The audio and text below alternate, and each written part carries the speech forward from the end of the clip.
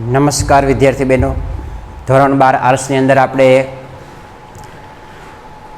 5-6 દિવસ પહેલાં ભૂગોળ વિષયમાં વિડીયો બનાવ્યો હતો. ત્યારે બીજો પાઠ જે આપણે ભણતા હતા માનવ વસ્તી, એ માનવ વસ્તીના 4-5 મુદ્દાઓ આપણે લીધા હતા. બરાબર કે ભાઈ ભારતમાં વસ્તીની ગીચતા છે એ કેવી છે, અલ્પ છે, મધ્યમ છે કે વધારે છે, વસ્તી ગીચતા ઉપર કે ભારતની વસ્તી ઉપર અસર કરનારા પરિબળો ક્યાં ક્યાં છે, એને આપણે આગળના લેક્ચરમાં વાત કરી હતી. બરાબર. પછી ભારતની વસ્તી પ્રાદેશિક ભિન્નતાઓ કેવી છે, કયા વિસ્તારમાં કયા પ્રદેશમાં કેટલી વસ્તી મધ્યમ છે, અલ્પ છે કે વધારે છે, એની પણ વાત કરી. હવે આજે આપણે આગળનો જે મુદ્દો જોવાનો છે પેજ નંબર 16 ઉપર, વય જૂથો, એજ ગ્રુપ, કે ભાઈ ભારતમાં જે માનવ વસ્તી છે એ માનવ વસ્તીમાં કેટલા ટકા કિશોર છે, બાળકો છે, કેટલા ટકા યુવાનો છે અને કેટલા ટકા પ્રૌઢ એટલે કે વૃદ્ધ વર્ગ છે. કેમ કે યુવાનો છે એ દેશનું ભવિષ્ય છે. કંઈ પણ કામ કરવું હોય, કંઈ પણ દેશમાં ક્રાંતિ લાવવી હોય કે દેશમાં કોઈ ઉત્થાનની કામગીરી કરવી હોય તો એ કામ કોને સોંપવું પડે? આપણે યુવાનને સોંપવું પડે. કેમ કે યુવાન એ કામ કરતાં થાકતો નથી. બાળક છે, કિશોર વર્ગ છે, એ અણસમજુ હોય છે અને બહુ સમજણ હોતી નથી, એટલે એ બહુ વિકાસમાં બરાબર ચિંતિત હોતા નથી. એ બહુ વિકાસ કરી શકે નહીં, એ બહુ આગળ વધી શકે નહીં. થોડોક એનો રમતિયાળ સ્વભાવ હોય, થોડુંક ભણતરમાં ધ્યાન હોય, બરાબર, ટેન્શન હોય, બેફિકરાઈ હોય, ચિંતિત ન હોય. એટલે બાળક અને જે વૃદ્ધ વર્ગ છે, વૃદ્ધ વર્ગ જે છે એ સંસારથી થાકી ગયા હોય, સંસારથી કંટાળી ગયા હોય, હવે મરવા વેકે જીવતા હોય વૃદ્ધ વર્ગ, પ્રૌઢ વર્ગ, બરાબર, અને એના સંતાનો મોટા થઈ ગયા હોય એટલે હાથમાંથી બધું જતું રહ્યું હોય, એટલે એને હવે કોઈ વિકાસ કરવાની પડી નથી. કેમ કે એને હવે મૃત્યુ નજીક દેખાતું હોય. પણ યુવાન વર્ગ છે, જે યુવા વર્ગ છે, એ યુવા વર્ગ આપણો એક મહત્ત્વનો વર્ગ છે અને એ કેટલા ટકા છે એની આપણે વ્યક્તિ વાત કરશું. બરાબર. એટલે આ 3 મુદ્દા એમાં જોયા: વય જૂથમાં કિશોર વર્ગ, યુવા વર્ગ અને પ્રૌઢ વર્ગ. પછી વ્યાવસાયિક માળખું, કે ભાઈ ભારતમાં કયા કયા વ્યવસાયો આવેલા છે, કયા કયા બિઝનેસ, કયા કયા ધંધાઓ. દાખલા તરીકે ખેતી છે તો ભારતમાં 65% લોકો ખેતીમાં જોડાયેલા છે. તો ખેતી પણ એક બિઝનેસ તરીકે કેટલા લોકો એને અપનાવે છે, કેટલા એમાંથી રોજગારી મેળવે છે. બરાબર, એ પણ આપણે જોશું. પછી વસ્તીનું વંશીય માળખું, કે ભાઈ ભારતમાં કયા કયા વારસદારો, કઈ કઈ જાતિની વસ્તી આવીને વસેલી છે. આપણે ખ્યાલ છે કે પ્રાચીન સમયમાં બરાબર છે કે યુરોપ દેશમાંથી આપણા ભારતની અંદર ઘણી બધી ઇન્ડો આર્યન જેવી પ્રજાઓ આવી અને ભારતમાં વસ્યા. ઉત્તર ભારતમાં જે વસ્યા એને આપણે શું કહીશું? આર્યો કહીશું. દક્ષિણ ભારતમાં જે વસ્યા એને શું કહીશું? દ્રવિડ કહીશું. એટલે આમ ભારતનો જે વારસાગત જે જાતિનું પ્રમાણ છે કેટલું છે એ પણ આપણે જોશું એ મુદ્દામાં. પછી ભાષાકીય માળખું, ભારતમાં કઈ કઈ ભાષા બોલાય, વિશ્વમાં કેટલી ભાષા બોલાય એની વાત કરશું. બરાબર. ધાર્મિક માળખું, કે ભાઈ કયો કોઈ ધર્મ વિશ્વમાં અને ભારતમાં કેટલો પૂજાય છે. કેમ કે ધર્મથી માણસ સંસ્કારી બને છે અને દરેક માણસો પર, દરેક જાતિ ઉપર ધર્મની અસર ખૂબ ઘેરી હોય છે. કોઈનું ન માને પણ કોઈ ધાર્મિક ગુરુ આપણે કંઈ કહે તો આપણે માનવું પડે અને આપણે માનીએ. બરાબર. ધર્મ છે માણસના વિકાસ માટે એક મહત્ત્વનું કામ કરે છે. ધર્મ છે માણસના ઉત્થાન માટે, ઉદ્ધાર માટે એક સંસ્કાર રૂપ સાબિત થાય છે. એટલે એની પણ વાત કરશું. છેલ્લે માનવ વિકાસ. માનવ વિકાસ કરવા માટે માણસે ક્યાં ક્યાં પ્રયત્નો કરેલા છે, કેટલા બધા ઉદ્યોગોમાં જોડાયેલા છે, ખેતીમાં કેવા કેવા પરિવર્તન આવેલા છે. આમ આજે આપણે કુલ બરાબર 6 મુદ્દા વિશે આ લેક્ચરમાં વાત કરવાની છે. આગળના જે મુદ્દા આપણે ભણ્યા એ તમે વાંચી લીધા હશે, 1-2 વખત વાંચી લેજો, ન વાંચ્યા હોય તો વાંચી લેજો. હવે જે આજે આ મુદ્દા ભણવાના છે પેજ નંબર 16 ઉપરથી શરૂ કરીએ આપણે. બરાબર. હું હવે ટેક્સ્ટ બુકમાં વાંચતો જાઉં અને એક એક શબ્દ, એક એક વાક્ય આપણે સમજતા જશું. તમને પણ મગજમાં બેસી જાય એ રીતે. બરાબર. એટલે વિડીયો જોતા હોય તો તમે પણ ટેક્સ્ટ બુક સાથે રાખજો, ટેક્સ્ટ બુક સામે રાખજો અને ટેક્સ્ટ બુકમાં જોતું જવાનું છે અને તમારે પણ સાથે વાંચતું જવાનું છે અને સાથે સાથે તમારે સમજતું જવાનું છે, તો જ આપણે આવડે. યાદ રાખજો. બરાબર. તો ખાસ હવે આપણે ટેક્સ્ટ બુકમાં આગળ નજર કરીએ. બરાબર. તો પેજ નંબર 16 ઉપર જે વય જૂથો, બરાબર, એજ ગ્રુપ, એ મુદ્દાથી આપણો પાઠ બાકી છે, તમને ખ્યાલ હશે. જોઈએ આપણે હવે. વય જૂથોના અભ્યાસથી દેશની ઉપલબ્ધ શ્રમ શક્તિ, શ્રમ એટલે તાકાત, શ્રમ શક્તિ, તાકાતની શક્તિ કેવી છે યાદ રાખજો. બરાબર. અને સરેરાશ આયુષ્યનો ખ્યાલ આવે કે દેશમાં કેટલા ટકા બાળકો છે, કેટલા ટકા યુવાનો છે અને કેટલા ટકા પ્રૌઢ વૃદ્ધ વર્ગ છે, એનો ખ્યાલ આવી જાય. જોઈએ તો આપણે. બરાબર. વય જૂથોના આધારે વસ્તીને કુલ 3 વિભાગમાં વહેંચવામાં આવે છે. વય જૂથની આપણે વાત કરીએ તો ભારતમાં 3 વર્ગ છે વય જૂથમાં ઉંમરની બાબતમાં. એક આવશે કિશોર વર્ગ, બરાબર, એની ઉંમર 15 વર્ષથી ઓછી ઉંમર, યાદ રાખજો. જે વિદ્યાર્થીઓ 8મું 9મું ભણતા હોય ત્યાં સુધીના, એને શું કહીશું આપણે? કિશોર વર્ગ, બરાબર. યુવા વર્ગ, બરાબર, 15 થી 59 વર્ષ સુધી, કે જે હજી ભણતા હોય, ભણવાનું પૂરું થઈ ગયું હોય, મોટા થઈ ગયા હોય, સંસારી હોય, બરાબર, યાદ રાખજો. એ આવશે યુવાન વર્ગ. એ બધું કરી શકે. ખાસ મહત્વનો વર્ગ કયો છે? આ છે 15 થી 59 વર્ષનો જે વર્ગ જે છે એ જ મહત્વનો છે. એ પોતાની ક્રાંતિ કરી શકે, દેશમાં ક્રાંતિ લાવી શકે, દેશમાં નવા નવા સાહસો કરી શકે, દેશનું રક્ષણ કરી શકે. બધી તાકાત કેમાં છે? યુવા વર્ગમાં છે, યાદ રાખજો. અને પ્રૌઢ વર્ગ 60 વર્ષથી વધારે, જે 60 વર્ષની ઉંમર વટાવી ગયા છે, એ બધા થાકમાં હોય. એ ખાલી માત્ર જમે અને જલસા કરે, પછી કોઈ વિકાસની કોઈ વાત આવતી નથી એના મોઢે. એટલે આ 2 વર્ગ જે છે, બરાબર, એ કોઈ વિકાસ કરી શકે નહીં, યાદ રાખજો. એ કંઈ ખાસ બહુ આગળ વધી શકે નહીં. માત્ર જે યુવા વર્ગ છે એમાં જ તાકાત છુપાયેલી છે. તો આમ ભારતની અંદર વય જૂથની આપણે વાત કરીએ તો 3 વર્ગ આપણે ભારતમાં પાળેલા છે: કિશોર વર્ગ, યુવા વર્ગ અને પ્રૌઢ વર્ગ, બરાબર. 2011ની ભારતની વસ્તી ગણતરી મુજબ 29.7% કિશોર વર્ગ હતું, યાદ રાખજો, બરાબર. 2011માં વસ્તી ગણતરી થઈ તો 29.7% એ શું હતું? કિશોર વર્ગ, બાળકો હતા, યાદ રાખજો. યુવા વર્ગ હતું 64.8%.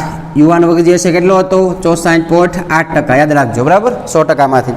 અને પ્રૌઢ વર્ગ જે છે એ 5.5%. કેટલું? 5.5%. એટલે સૌથી વધારે કયો વર્ગ આવશે? તો કે યુવાન વર્ગ, બરાબર. એની ટકારે વધારે છે. 2011ના આંકડાનું વિશ્લેષણ કરીએ તો કિશોર વર્ગની ટકાવારી અગાઉની તુલનામાં નીચી ગઈ છે. કિશોર વર્ગ જે શરૂઆતમાં ટકાવારી હતી તેથી નીચી ગઈ, કેમ કે આપણે ખ્યાલ છે કે અત્યારે કોઈ પણ બાળકો જે છે એ, બરાબર, જન્મ પછી મૃત્યુદર હાવ ઘટી ગયો છે શારીરિક સગવડને કારણે, દવાખાનાઓને કારણે. એટલે કિશોર વર્ગ જે છે એની જે પ્રમાણ, એની તુલના જે છે નીચી ગઈ છે. પહેલાં જે બાળકો આપણે ખ્યાલ છે કે એક ઘરે 5-5, 6-6 બાળકો હતા. અત્યારે હવે કોઈના ઘરે 2 કે 3 બાળકોથી વધારે બાળકો આવતા નથી, યાદ રાખજો, બરાબર. કેમ કે માણસો ભવિષ્યનું વિચારે, જમીન દિવસે દિવસે ઘટતી જાય છે, બરાબર, રોજગારી મળતી નથી. એટલે હવે વસ્તી વધારામાં જે બાળકો જે છે એનું પ્રમાણ ઘટી ગયું છે, બરાબર. આપણે ખ્યાલ છે આપણા જે મમ્મી પપ્પા છે બધાય 3 ભાઈઓ, 4 બહેન, 5 ભાઈઓ હતા. અત્યારે તમે જો આપણે 1 બેન કે 1 ભાઈ હોય છે, વસ્તી વધારે નથી. કેમ કે આપણે ભવિષ્યનું વિચારીએ, કાલ સવારે પછી ઘરમાં 8-10 બાળકો હોય તો એનું ભરણપોષણ કેમ કરવું, વિચારવું પડે ને આ સમય પ્રમાણે. સમય પ્રમાણે જે બાળકોનું જન્મદર હતો, કિશોર જે બાળકો હતા એનું પ્રમાણ નીચું ગયું છે. એટલા માટે ખાસ યાદ રાખજો, બરાબર.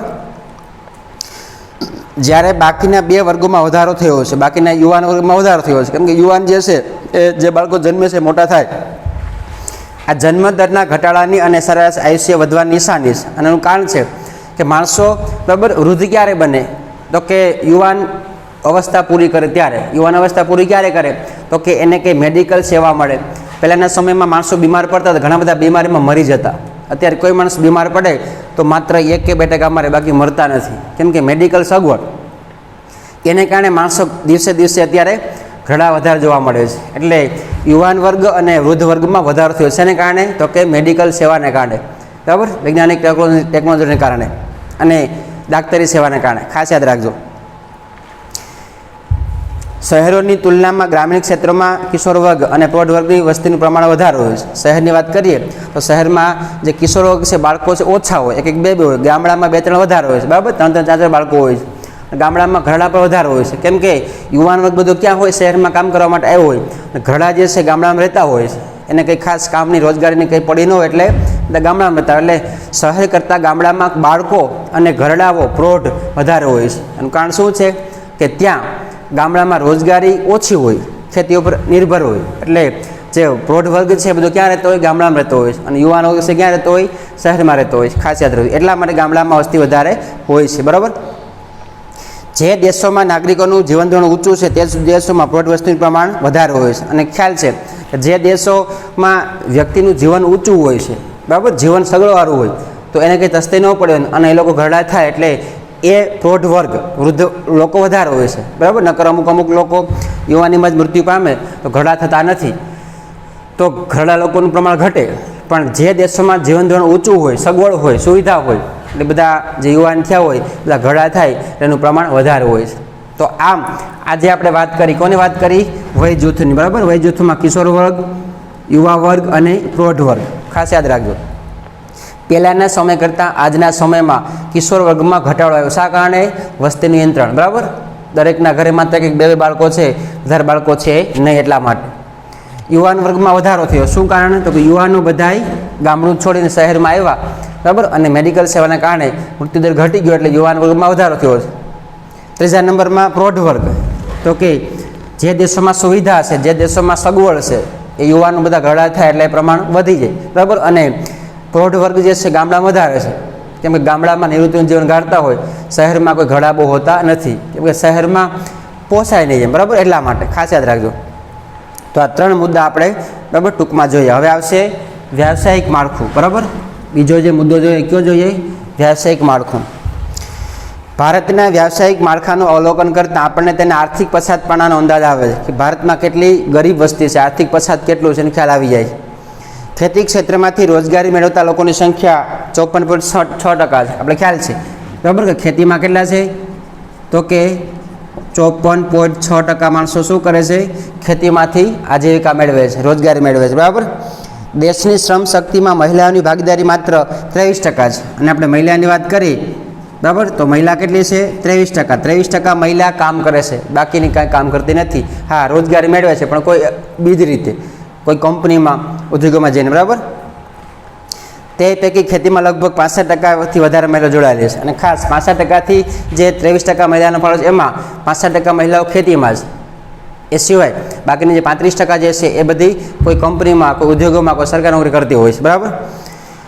મહિલાઓનું વલણ પ્રાથમિક ક્ષેત્રની પ્રવૃત્તિમાં વધારે છે. અને ખાસ જે પ્રાથમિક ક્ષેત્રની જે પ્રવૃત્તિઓ છે, બરાબર, શિક્ષણ જે છે, પછી ગૃહ ઉદ્યોગો છે, એમાં વધારે જોવા મળે છે. 2011ના આંકડા મુજબ દેશમાં બિનખેતી ક્ષેત્રમાં વધેલી રોજગારી પ્રગતિની નિશાની છે. આનો ખ્યાલ છે કે દિવસે દિવસે જે જમીનો છે એ બિનખેતી વધારે થાય. કારણ કે બિનખેતી એટલામાં થાય કે આજુબાજુ કોઈ શહેરો હોય એમાં સોસાયટી વધે. સોસાયટી ક્યારે વધે? તો કે ગામડામાંથી લોકો રહેવા માટે આવ્યા હોય એટલા માટે, બરાબર, મકાન બનાવવા માટે.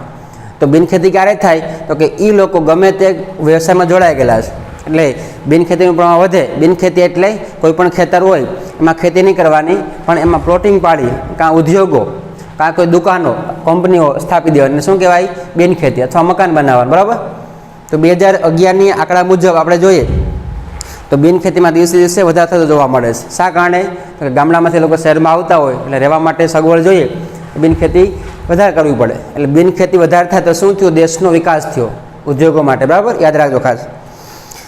ભારતના વ્યાવસાયિક માળખામાં ખેતી, ખેતમજૂર, ગૃહ ઉદ્યોગ અને અન્ય વ્યવસાયમાં લોકો જોડાયેલા છે. આપણે ખ્યાલ છે કે મોટે ભાગે બધા કેમાં જોડાયેલા? ખેતીમાં. એ સિવાય બીજા ખેત મજૂર, ખેતીમાં મજૂરી કામ કરે છે. એ સિવાય ગૃહ ઉદ્યોગો, બરાબર, પાપડ બનાવવા, દોરા બનાવવા, કપડાં બનાવવા, એ રીતે ગૃહ ઉદ્યોગો કરતા હોય. અને એ સિવાય બીજા અન્ય વ્યવસાયો જે છે, બરાબર, કોઈ નોકરી કરતા હોય એ. ખેતીમાંથી ઘટતું રોજગારી પ્રમાણ ખેતીનું યંત્રીકરણ અને અનેક ક્ષેત્રોમાં થયેલા વિકાસને સૂચવે છે. અને ખ્યાલ છે કે દિવસે દિવસે ખેતીમાં તમે પ્રમાણ ઘટતું જાય છે. અત્યારે ખેતીમાં કામ કરવા માટે માણસો જડતા નથી. શા માટે? તો કે માણસોને કોઈ ખેતી કરવી નથી, બરાબર. માણસો શહેરમાં આવી અને કાં તો કોઈ કડિયા કામ, કંપનીમાં નોકરી, કોઈ વ્યવસાય કરતા હોય છે. એટલે દિવસે દિવસે ખેતીનું પ્રમાણ ઘટતું ગયું. એનું કારણ શું છે? દેશનો વિકાસ, બરાબર. કઈ બાબતમાં? તો કે આર્થિક પછાતપણાની બાબતમાં. ધીમે ધીમે કોઈ પણ દેશ બીજા ક્ષેત્રમાં આગળ ઝંપલાવે તો મૂળ જે ખેતી જે છે એમાં ઘટાડો આવે છે. એટલે આજે તમે જો કે ગામડામાં માત્ર 50% લોકો ખેતી કરે, 50% બીજો ધંધો કરતા હોય, આ દુકાનો હોય, નોકરીઓ હોય, ઉદ્યોગો ક્ષેત્રો હોય, બરાબર. એટલે ખેતીનું પ્રમાણ ઘટવું એનું કારણ શું છે? દેશનો વિકાસ થયો, બરાબર. તો ખાસ તો આ આપણે કઈ બાબત જોઈ? વ્યાવસાયિક માળખામાં, બરાબર. આપણે ખ્યાલ છે કે ભારતની અંદર 54% લોકો જે છે કેમાં જોડાયેલા છે? ખેતીમાં જોડાયેલા છે, બરાબર. અને એમાં માત્ર મહિલા જે છે કેટલી છે? 23%. 23% મહિલાઓ છે, એમાં 65% મહિલાઓ તો ખેતી જ કરે છે. એ સિવાય માત્ર 35% મહિલાઓ જે છે બીજું કામ કરતી હોય છે. અને ખાસ ભારતમાં ખેતી, ખેતમજૂર, બરાબર, ગૃહ ઉદ્યોગો અને અન્ય વ્યવસાયો આવેલા છે. તો આને આપણે શું કહીશું? વ્યાવસાયિક માળખું. તો આ મુદ્દા પર તમને મગજમાં બેસી ગયો હશે, બરાબર. ત્રીજો જોઈએ ભારતનું વસ્તીનું વંશીય માળખું, કે ભાઈ ભારતમાં કયા કયા વંશની વસ્તી આવે છે, કયા કયા વંશની વસ્તી જીવે છે, ધરાવે છે, બરાબર. ભારત એક ઉપખંડની વિશાળતા ધરાવતો દેશ છે. ઉપખંડ છે, બરાબર, યાદ રાખજો, ઉપરથી નીચે સુધી. તેમાં સમયાંતરે અનેક માનવ પ્રજાતિઓ આવીને વસી છે. સમય પ્રમાણે ઘણી બધી માનવની પ્રજાતિ આવી છે, બરાબર. આર્યો આવ્યા, દ્રવિડો આવ્યા, આ રીતે પાષાણ યુગથી જ વિવિધ પ્રજાતિઓનું અત્રે આગમન અને વસવાટ શરૂ થયો. છેટ આદિમાનવ પાષાણ યુગ હતો, પથ્થરમાંથી જે સાધનો બનાવતો એ સમયથી. એને શું કેવો યુગ કહેવાય? પાષાણ યુગ. છે કે આદિમાનવ પાષાણ યુગ પથ્થરમાંથી સાધનો બનાવતો તે દિવસથી ભારતમાં આવવાની શરૂઆત થઈ ગઈ, અલગ અલગ જાતિ, બરાબર. આ બાબતને મોટાભાગના વિદ્વાનો સ્વીકારે છે. બધા વિદ્વાનો માને કે હા ભાઈ એ સાચું છે. વિદ્વાનોના મતે આફ્રિકા, ભૂમધ્ય સમુદ્ર વિસ્તાર, મધ્ય એશિયા વગેરે ક્ષેત્રોમાંથી તેમનું અહીં આગમન થયું છે, બરાબર. આમ વિદેશમાંથી ભારતમાં આવ્યા છે, આ વિસ્તારમાંથી. કયા કયા વિસ્તારમાંથી? આફ્રિકામાંથી ભારતમાં આવ્યા, મધ્ય સમુદ્ર, ભૂમધ્ય સમુદ્ર છે એ વિસ્તાર, બરાબર, અમેરિકાની બાજુથી ત્યાંથી પણ આવ્યા, અને મધ્ય એશિયા, બરાબર, એ બધા વિસ્તારના લોકો ભારતમાં આવ્યા છે. તો વળી કેટલાક નુવંશશાસ્ત્રીઓ ભારતમાં જ કેટલીક જાતિઓનું ઉદ્ભવ સ્થાનો માને છે. નુવંશશાસ્ત્રી એટલે જે પેઢી દર પેઢીનો હિસાબ આપે ને શું કહેવાય? નુવંશશાસ્ત્રીઓ. જે આપણી પ્રજાતિઓનો હિસાબ રાખે, પ્રજાતિઓનું જે વારસાગત જે લિસ્ટ રાખતા અને શું કહેવાય? નુવંશશાસ્ત્રીઓ. એવું માને કે અમુક જાતિ ભારતમાં જ ઉત્પન્ન થઈ છે, ભારતમાં જ જન્મા છે. હિમાલયન શિવાલિક ક્ષેત્રમાંથી આદિમાનવના જીવાશ્મીઓ મળી આવ્યા છે. અને જે હિમાલયનું જે શિવાલિક ક્ષેત્ર છે, જે બરફનો વિસ્તાર છે, એવું ક્ષેત્ર, ત્યાં આદિમાનવના ઘણા બધા અસ્થિઓ હાડકા મળ્યા છે, જેથી કરીને આદિમાનવ ભારતમાં હતા. અને એ આદિમાનવનું ઉદ્ભવ સ્થાન હિમાલયનો વિસ્તાર ગણવામાં આવે છે. એ આપણા નુવંશશાસ્ત્રીઓ કહે છે, બરાબર. એ આ બાબતની સાબિતી આપે છે. ભારતીય નુવંશશાસ્ત્રી BS ગુહાના મતે ભારતમાં 6 મુખ્ય પ્રજાતિ છે. યાદ રાખજો, કેટલી છે? 6. એક આવશે ઇન્ડો આર્યન, એક ઇન્ડો દ્રવિડિયન, ત્રીજી આર્ય દ્રવિડિયન, ચોથી મોગોલી દ્રવિડિયન, પાંચમી મોગોલાઇડ અને છઠ્ઠી આવશે દ્રવિડિયન. આ 6 જાતિ ભારતમાં વિદેશમાંથી આવી અને બધી સ્થાયી થઈ અને ભારતમાં આમ 6 પ્રકારની જાતિ જોવા મળે છે. તો આ 6 પ્રકારની જાતિ આપણા મગજમાં હોવી જોઈએ, યાદ રાખજો. આ બરાબર. જીકેનો પ્રશ્ન છે પૂછાય કે ભાઈ પ્રાચીન ભારતમાં કઈ કઈ પ્રજાતિઓ ભારતમાં વસતી હતી, તો ખ્યાલ આવે. આપણે ઇન્ડો આર્યન, ઇન્ડો દ્રવિડિયન, આર્ય દ્રવિડિયન, મોગોલી દ્રવિડિયન, મોગોલાઇડ અને દ્રવિડિયન. 6 જાતિ ભારતનો વસ્તીનો મુખ્ય આધાર છે, ખાસ યાદ રાખજો. તો એ આપણે શું જોયું? વસ્તીનું વંશીય માળખું જોયું, બરાબર. આ મુદ્દો જોયો આપણે, ખ્યાલ આવ્યો. હવે આવશે ભાષાકીય માળખું. ભારતમાં કઈ કઈ ભાષા બોલાય છે તે. ભાષાનો રાષ્ટ્ર અને રાષ્ટ્રીયતા સાથે ગાઢ અને ભાવનાત્મક સંબંધ છે. કોઈ પણ રાષ્ટ્ર, કોઈ પણ દેશ હોય, જે તે ભાષા છે એનો સંબંધ એક છે, બરાબર. ભાષા કોઈ દેશથી અલગ થતી નથી. 1961ની વસ્તી ગણતરીના અહેવાલ મુજબ 1652 ભાષાઓ માતૃભાષા રૂપે નોંધાઈ હતી. યાદ રાખજો, ભારતમાં કેટલી? 1652 ભાષા, બરાબર, નોંધાણી હતી. માતૃભાષા, જે તે વિસ્તારની ભાષાને કેવી ભાષા કહેવાય? માતૃભાષા. જેમાંની 23 ભાષાઓ મુખ્યત્વે બોલાય છે. 23 ભાષા બોલવામાં આવે, બરાબર. અંગ્રેજી ઉપરાંત 22 ભાષાઓ રાજ્યમાન્ય ભાષાઓની યાદીમાં સામેલ કરવામાં આવી. અંગ્રેજી સિવાય 22 ભાષાઓ ભારતની મુખ્ય ભાષા છે, જે તે રાજ્યની માતૃભાષા છે. ભારતમાં હિન્દી સૌથી વધુ બોલાતી ભાષા છે. વધારે પડતી કોઈ બોલે? હિન્દી બોલે. આપણે ક્યાં આઉટ સ્ટેટમાં જઈએ, આપણે હિન્દીમાં વાત કરીએ. આમ હિન્દી આપણી રાષ્ટ્રભાષા છે. તો ભારતની અંદર આપણે લગભગ 70% લોકો હિન્દી બોલે છે, બરાબર. ગુજરાતી બોલનારા લોકોની ટકાવારી 4.48% છે. ગુજરાતીમાં તો ગુજરાત પૂરતી બોલાય છે, 4%, યાદ રાખજો. અને દેશમાં 7મા ક્રમે આવે છે, જે 7મા ક્રમે છે, બરાબર. જે 6 જે ભાષા છે એ ભારતમાં વધારે બોલાય છે. ભારતમાં બોલાતી વિવિધ ભાષાઓ થકી આપણને એકતાનો સંદેશ મળે છે. ભારતમાં ભલે ભાષા અલગ છે, પણ છતાં બધી ભાષાનો સાર એક છે, માટે ભારતમાં એકતા જોવા મળે છે, અખંડિત જોવા મળતી હોય છે. વિશ્વમાં બોલાતી મુખ્ય ભાષાઓમાં ચાઇનીઝ, મેન્ડોરિન પ્રથમ. યાદ રાખજો, વિશ્વમાં જે ભાષા બોલાય છે એમાં પહેલા નંબર કઈ ભાષા આવે? ચાઇનીઝ અને મેન્ડોરિન, બરાબર. ત્યાર પછી બીજા ક્રમે અંગ્રેજી આવે છે, અંગ્રેજી ભાષા બીજા ક્રમે આવે. ત્રીજા ક્રમે સ્પેનિશ અને અરબી, અને ચોથા ક્રમે ભારતની ભાષા, બરાબર, હિન્દી અને બંગાળી અનુક્રમે આવે છે. યાદ રાખજો, બરાબર. અને યાદ રાખજો પાછું, પ્રથમ નંબરે ચાઇનીઝ અને મેન્ડોરિન ભાષા, બીજા ક્રમે અંગ્રેજી આવે, ત્રીજા ક્રમે સ્પેનિશ અને અરબી, અને ચોથા, બરાબર, સ્થાને, ખાસ યાદ રાખજો, બરાબર, ત્રીજા અને ચોથા સ્થાને સ્પેનિશ અને અરબી, અને 5મા ક્રમે આવે હિન્દી અને બંગાળી. આમ આપણા ભારતની અંદર ભાષા બોલાય છે. 22 ભાષાઓ જે તે રાજ્યની માતૃભાષા છે. એ સિવાય અંગ્રેજી ભાષા છે એ પણ 7-8% લોકો બોલે છે, બરાબર. તો આમ આજે આપણે મુદ્દો જોયો. કયો મુદ્દો જોયો? ભાષાકીય માળખાનો જોયો. હવે આવશે ધાર્મિક માળખું. ધર્મની બાબતમાં કરી દે છે, બરાબર. ધર્મ એ માનવ વસ્તીની મહત્વની લાક્ષણિકતા છે. ધર્મ જે છે માનવ વસ્તીની લાક્ષણિકતા છે. કેમ કે ધર્મથી કોઈ માણસ પર નથી. કોઈ પણ માણસનો ધર્મ હોય જ. ધર્મથી માણસમાં કંટ્રોલ રહે, બરાબર, અંકુશ રહે. ધર્મથી માણસ કેવો બને? સંસ્કારી બને છે, બરાબર. ધાર્મિક આસ્થાની સમગ્ર માનવ જીવન પર ઘેરી અસર જોવા મળે. અને આમ દરેક લોકોને ધર્મની આસ્થા હોય, વિશ્વાસ હોય. કોઈ પણ ધર્મની બાબતમાં વાત આવે તો માણસ એ તરત વાંધો ઉઠાવે અને આંદોલન કરે છે. ધર્મમાં કોઈ માણસ કોઈ ખોટું ચાખી લેતા નથી. ભારત ભૂમિ હિન્દુ, બૌદ્ધ, જૈન અને શીખ ધર્મની જન્મદાત્રી છે. યાદ રાખજો, ભારતમાં હિન્દુ, બૌદ્ધ, જૈન અને શીખ આ 4 ધર્મની જન્મ આપનારી ભારત માતા છે. ભારતમાં 4 ધર્મનો ઉદ્ભવ થયો છે, બરાબર. અહીં ધરથોષ્ટી અને યહૂદી ધર્મ કે જર્મન અને જે, બરાબર, આગળ અરબી ભાષા છે, અરબી વિસ્તાર તે આરબ દેશો તેમાં જર્મન અને યહૂદીઓ પાળનારા અત્યંત ઓછી સંખ્યામાં આવે છે, બરાબર. જે લોકો ઈસુ ખ્રિસ્તના જે ધરથોષ્ટી, બરાબર, જે ઈસાઈ, જે ટૂંકમાં ઈસુ ખ્રિસ્તના અનુયાયી જે છે એ, બરાબર, ઈસાઈ ધર્મ. ત્યાર પછી આવશે યહૂદી ધર્મ. એ માત્ર સંખ્યા ઓછી છે. બાકી આખા વિશ્વમાં આ 4 ધર્મ, જે ધર્મ ભારતમાં ઉત્પન્ન થયો છે, કયો? શીખ, જૈન, બૌદ્ધ અને હિન્દુ, બરાબર. અને એ સમગ્ર વિશ્વની અંદર ફેલાયેલો છે.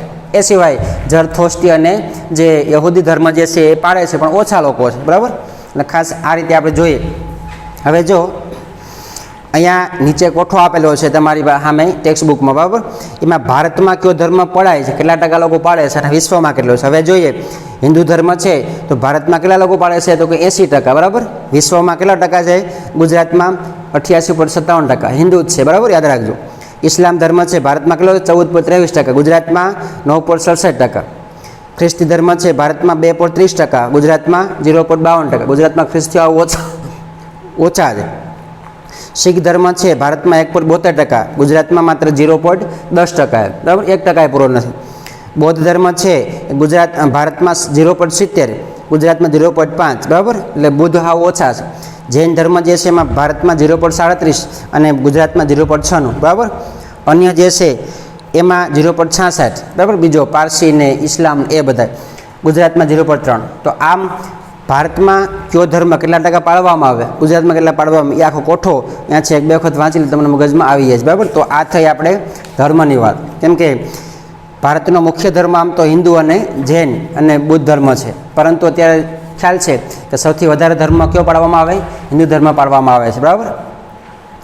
હવે આપણે જોઈએ આગળનો જે મુદ્દો જે છે એ કયો છે, તો કે માનવ વિકાસ, બરાબર. માનવ વિકાસ કઈ રીતે થયો? માનવ વિકાસ માટે માણસ કેવા પ્રયત્નો કરે છે? માનવ વિકાસ શબ્દ તમે અનેકવાર સાંભળ્યો હશે, પણ તેમાં કઈ કઈ બાબતોનો સમાવેશ થાય, એની વાસ્તવિક વિભાવના શું છે, તે બાબતે વિશે આપણે વધુ તો જાણીએ. આપણે ઘણી વખત સાંભળ્યું હોય કે ભાઈ માનવ વિકાસ થયો છે, પણ માનવ વિકાસ કયા બાબતમાં થયો છે, બરાબર?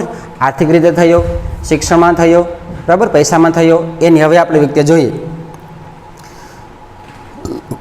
માનવ વિકાસનો મુખ્ય હેતુ જીવનની ગુણવત્તાને વધારે સારી બનાવવાનો કે ઊંચે લઈ જવાનો છે. માનવ વિકાસ શા માટે કરે? તો કે ભાઈ માણસનું જીવન ઊંચું આવે. પહેલાંના સમયમાં આપણે ખ્યાલ છે, આપણે બધા ખેતી કરતા તો લાકડાના સાધનો હતા, બરાબર. આપણે ઘરમેરી મજૂરી કરતા. અત્યારે તમે જો કે 80% યાંત્રિક સાધનોથી ખેતી થાય છે, માણસો કામ કરતા નથી. તો શું થયું? જીવન ધોરણ કેવું આવ્યું? ઊંચું આવ્યું. એટલે માનવ વિકાસ થાય તો એમાં જે માણસોનું જીવન કેવું આવે? તો ઊંચું આવે છે, સદ્ધર બને છે, બરાબર. જીવનની ગુણવત્તાને ઊંચે લઈ જવા માટે ખોરાક, વસ્ત્ર, રહેઠાણ વગેરે પાયાની જરૂરિયાતો યોગ્ય રીતે સંતોષવી જરૂરી છે. અને ખ્યાલ છે આપણે જો જીવનમાં ઉતાર આવ્યો, જીવનમાં શ્રેષ્ઠ લાવ્યો તો આપણો ખોરાક છે એમાં સુધારો કરવો પડે. પહેલાંના સમયમાં ખ્યાલ છે દેશી ખાણું ખાતા, રોટલા અને કઢીને, બરાબર. અત્યારે તમે જો ક્યાંય એવું ખાતા નથી, ખોરાકમાં ફેરફાર થયો છે, બરાબર.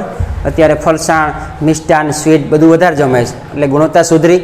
રહેઠાણ, પહેલાંના સમયમાં બધા ગામડામાં કાચા મકાનો હતા, અત્યારે ક્યાંય હવે કાચા મકાન જોવા મળતા નથી. બધા મકાન કેવા થઈ ગયા છે? પાકા થઈ ગયા છે. એટલે મકાનમાં સુધારો આવ્યો, બરાબર. અને ખાસ જે વસ્ત્ર જે છે એ પણ તમે ખ્યાલ છે કે જે આપણે દેશી વસ્ત્રો હતા ત્યારે કોઈ પહેરતા નથી, હવે બધા આધુનિક પહેરે છે.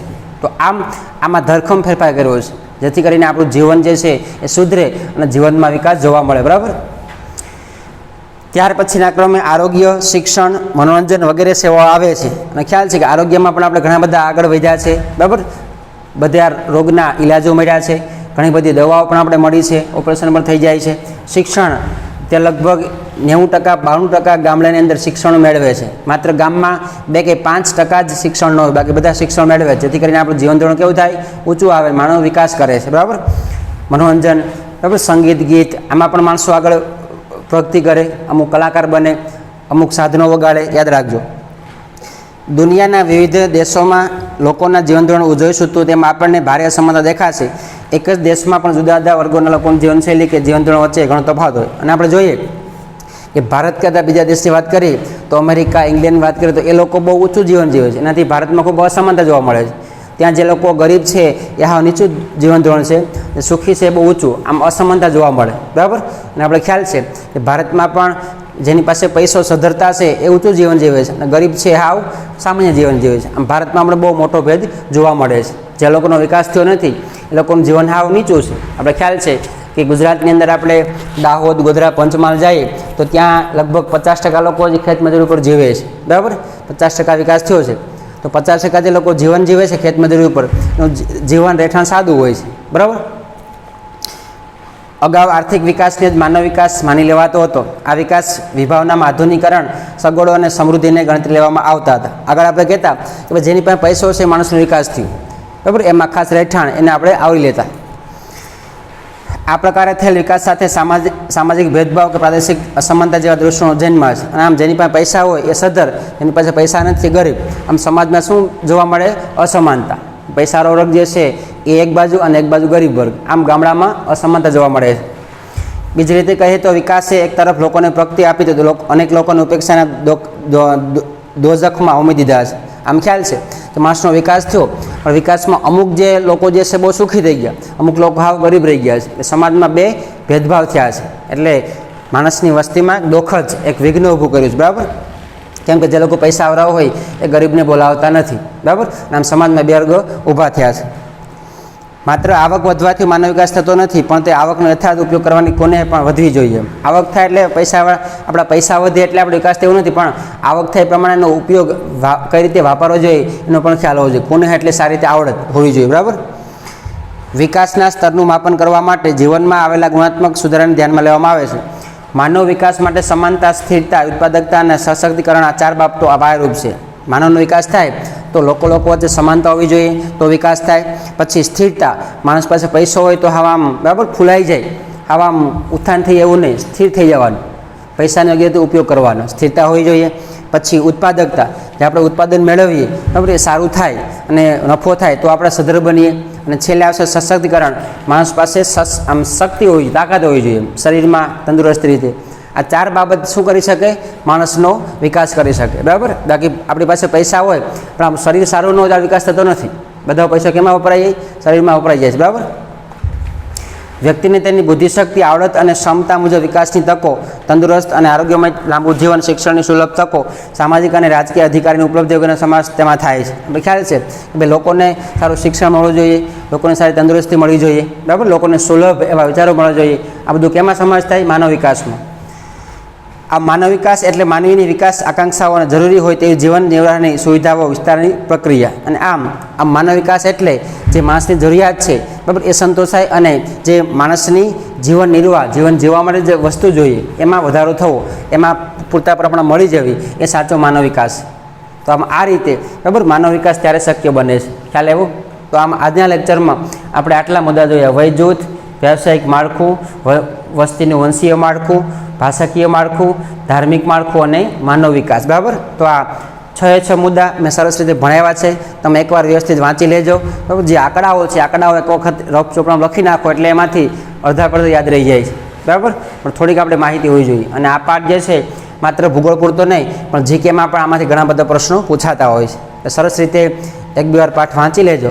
હવે આપણે આગળના લેક્ચરમાં માનવ વિકાસનું માપન ત્યાંથી આપણે ભણશું અને એ લેક્ચર પછી આપણે પાઠ પૂરો કરશું. બરાબર.